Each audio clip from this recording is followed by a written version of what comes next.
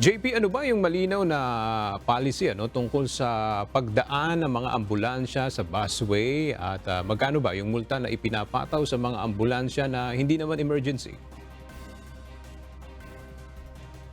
Aga dun sa multa, no, kagaya sa ibang mga sasakyan na dadaan sa busway na unauthorized, 5,000 pesos din yung multa para dun sa first offense. Nilinaw nga ng Special Action and Intelligence Committee on Transportation o SAIC na mga ambulansya lamang na may ihahatid na pasyente ang pwedeng dumaan sa EDSA carousel. Kahapon, merong 3 ambulansya ang na-issuehan ng violation ticket dahil sa pagdaan sa busway.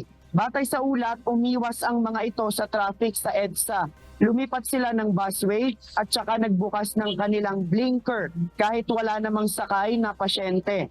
Ayon sa SAIC, hindi ito pwede dahil ang busway ay para lamang sa mga ambulansya na emergency ang takbo dahil maghahatid ng mga pasyente. Ayon sa SAIC, mas paigtingin nila ang kampanya laban sa mga umano'y ambulansya na kolorum o nag-ooperate na wala namang certificate mula sa Department of Health. Noong nakaraang Biyernes, nagkaroon ng conference ang ahensya kasama ang DOH at TESDA. Nilinaw sa pagpupulong na hindi rin pinahihintulutan ang mga patient transport vehicle na maglagay ng pangalang ambulance kung walang certificate to operate mula sa DOH. Ayon sa SAIC, merong mga report na may mga patient transport vehicle ang naglalagay ng sticker na ambulance sa harap at patient transport vehicle naman sa gilid ng sasakyan. Nangangahulugan nila ito na wala silang kaukulang permit para magsilbing ambulansya at lalong hindi rin pwedeng dumaan sa busway.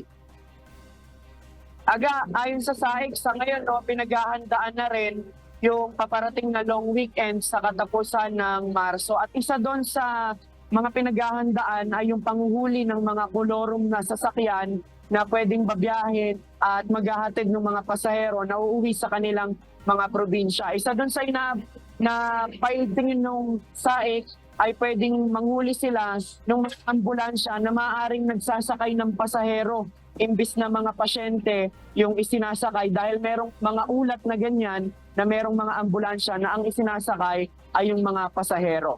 Yan muna ang ating latest live mula dito sa Quezon City. Balik sa iyo, Aga. Maraming salamat, JP Nunez.